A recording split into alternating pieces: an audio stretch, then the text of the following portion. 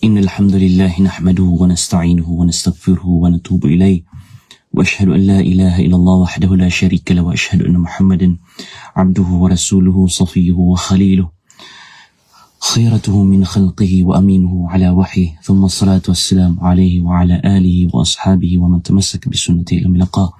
أما بعد، حياكم الله جميعا وبياكم وجعل الله الجنة مثوانا ومثواكم. Mga kapatid sa pananampalatayang Islam, tatalakayin natin sa videong ito, sa live na ito inshallah subhanahu wa ta'ala, kung gaano katindi ang kaparusahan ng mga taong nagpapatubo, ng mga taong nangangalakal ng riba na may interest, nagpapautang na may interest. Nabanggit natin sa mga nakaraang video natin na yung taong nagpapatubo o di kay yung taong pinapatungan ang utang sa kanya ay kasama ito sa mga taong may pinakamalaking kasalanan. Bagkus mas makasalanan pa ito kaysa sa taong nakipagtalik sa hindi niya maharam ng 36 na bisis. Ito'y nabanggit sa hadith ni Imam Ahmad rahmatullahi alayh. Dahil naging normal na sa kapanahonan natin ngayon, parang napaka-normal na sa kapanahonan natin ngayon, parang kilala na kung sino yung mga taong nagbibigay ng riba. Parang alam na natin kung sino yung mga taong pag umutang ka sa kanya, dapat may interest talaga. Parang naging normal na lahat. Subhanallah. Ito po ay kasama sa mujahara, na kung saan parang naging live o di kaya ay ipinapakita na sa maraming tao ang ganitong uring pagkakasala. At alam niyo ba na ang mga taong ito ay tinawag sila ng Allah subhanahu wa ta'ala ng isang digmaan, isang matinding digmaan dito sa mundo at sa kabilang buhay. Hindi ibig sabihin ng digmaang yaon ay ang makipagdigmaan ka kay Allah subhanahu wa ta'ala. Bagkus ang mga sumpa ng Allah subhanahu wa ta'ala, ang mga pagsubok sa iyo ng Allah subhanahu wa ta'ala, ang mga kaparusahan sa iyo ng Allah subhanahu wa ta'ala dito sa mundo at sa kabilang buhay. So sana ay ilayo tayo sa mga taong nagpapatubo o di kay mga taong nangangalakal ng may personal, may interest. La hawla wala quwwata illa billah.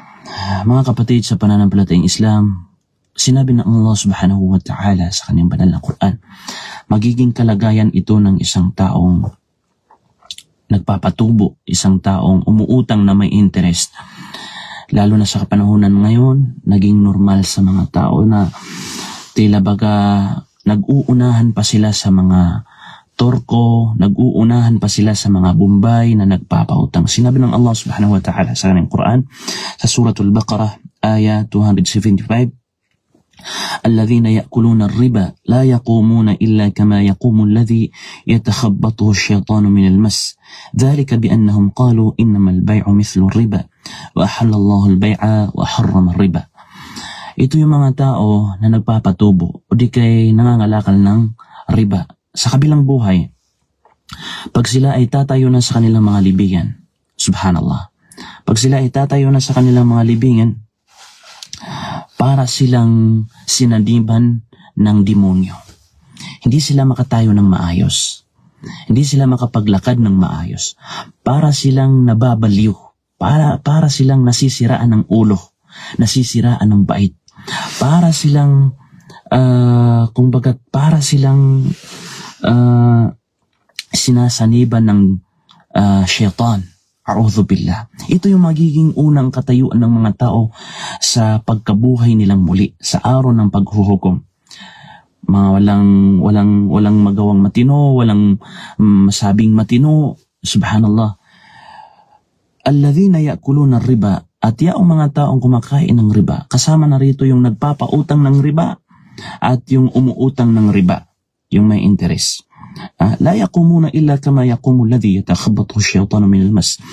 Hindi siya tatayo mula sa kanyang libingan maliban na lamang na katulad niya ang isang taong sinasaniban ng demonyo. La hawla wala quwwata illa billah. Dhalika biannahum qalu innama al-bay' mithlu riba. Bakit? Ano ang dahilan? Dahil ang mga taong ito ay sinasabi nila na ang riba ay katulad din yan ng pagbibusiness. Katulad din yan ng pagtitinda. Na kung saan, ginagawa mo lang yung paraan kung papaano ka nagkakaroon ng ano ba yan? Kita. Paano ka naghahanap buhay? Ito yung paniniwala ng mga karamihan eh. Kaya ayaw nilang tanggapin at ayaw nilang iwanan ang riba kasi sinasabi nilang nagsusumikap naman ako na palaguin ang aking business. Okay, pero sa pamamaraang riba. Ayadhan billah. Wa ahallallahu al-bay'a wa harrama ar-riba. Nakatunayan ang Allah subhanahu wa ta'ala ay ginawa niyang halal ang pagbibusiness, halal ang pagtitinda, at ginawa niyang haram ang pagririba. Okay? Ginawa niyang haram ang pagririba.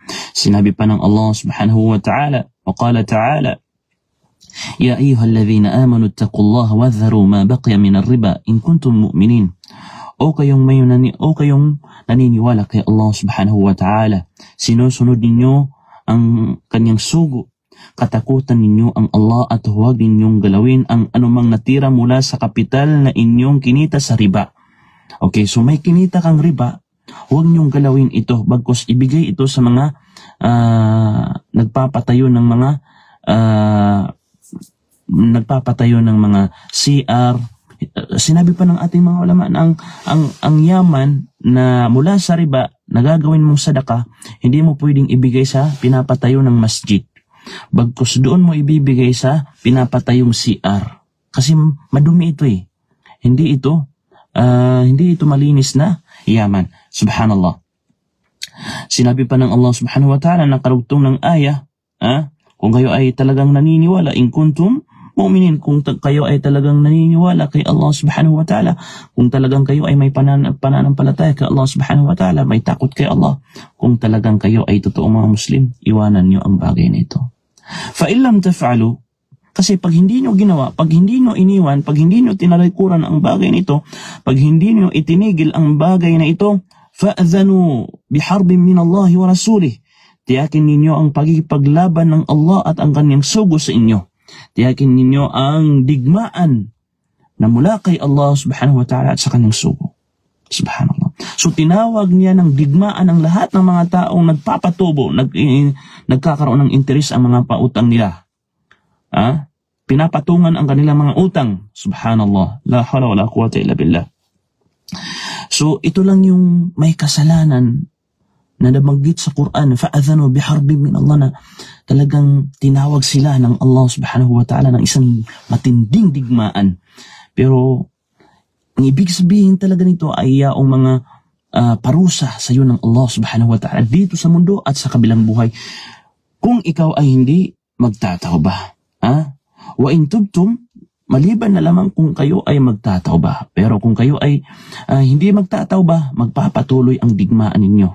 Subhanallah. So tatawagin kayo ng Allah subhanahu wa ta'ala ng isang matinding digmaan. Isang matinding labanan. Subhanallah. At nabanggit din sa hadith na mahal na propeta sallallahu alaihi wasallam. La'ana Rasulullah sallallahu alaihi wasallam. Isinumpa ng Rasulullah sallallahu alaihi wasallam. Sino ang isinumpa ng Rasulullah sallallahu alaihi wasallam? Ang mga taong nagbibigay ng patubo, nagbibigay ng pautang, yung mga Bombay, yung mga Turkish, yung mga Torko, na nagbibigay ng pautang, yan yung sikat ngayon. At yung mga taong tumatanggap nito, at yung mga taong sumusulat nito, at yung mga taong nagsasaksi nito. Lahat ito ay isinumpa ng mahal na propeta sallallahu alaihi wasallam. Subhanallah. Subhanallah.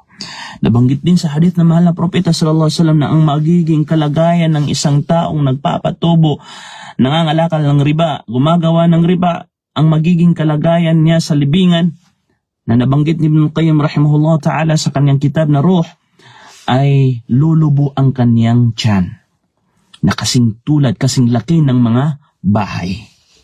Kasing laki ng bahay, lulubo ang kanyang tiyan at kasing laki ng bahay. At nabanggit din sa pangalawang hadith ng mahal na propeta sallallahu alaihi wasallam na yaong taong yaon ay ilalagay siya sa ilog na punong-puno ng dugo. Punong-puno ng dugo. At may isang lalaking nakaabang, nakaantay sa kanya At sa tuwing siya ay lalapit doon at gusto niyang umalis sa tubig na yun na punong-puno ng dugo, pinapalamon niya at binabato niya ng bato ang lalaking ito, ang taong ito. Na ang taong ito yung nangangalakal ng riba. Iyadhan billah. So, ilayo na mata ng Allah subhanahu wa ta'ala. Lalo na ngayon sa kapahon ng December, may mga nagtatanong na gusto kong magkaroon ng capital ngayong December, pero wala akong mautangan. So, ang tanging option ko lamang ay umutang ako sa mga Torko. Umutang ako sa mga Bombay. A'udhu billah, a'udhu billah. Subhanallah, la hawla wala quwwata illa billah. So, kung gusto mong kalabanin ang Allah subhanahu wa ta'ala at ang kaniyang sugo, ipagpatuloy mo ang iyong gawain. Kung gusto mong maging lobo, kung gusto mong maging lobo ang iyong tiyan na kasing laki ng bahay sa ilalim ng libingan, ipagpatuloy mo ang iyong gawain. Kung gusto mong saniban ka ng, para kang sinaniban ng diablo, para kang sinaniban ng syaitan sa pagkabuhay muli, ipagpatuloy mo ang iyong gawain sa riba. At kung hindi mo naman gusto, aking mahal na kapatid, magbalik loob ka kay Allah subhanahu wa ta'ala. Ito'y kasama sa mga mubiqat. Ito'y kasama sa mga nakakasira sa ating gawain. Nagsasala ka pero nagre-riba ka. Nagsasadaka ka pero nagre-riba ka. Tumutulong ka sa kapwa mo Muslim pero nagre-riba ka. Nag-aayuno ka pero nagre-riba ka. Nag-hajj ka pero nagre-riba ka. Wallahi al-azim, ang riba na ito, masisira niya ang iyong magagandang gawain. Kaya iwanan mo ito, talikuran mo ito, itigil mo ito, at magbalik loob kay Allah subhanahu wa ta'ala. Assalamualaikum warahmatullahi wabarakatuh.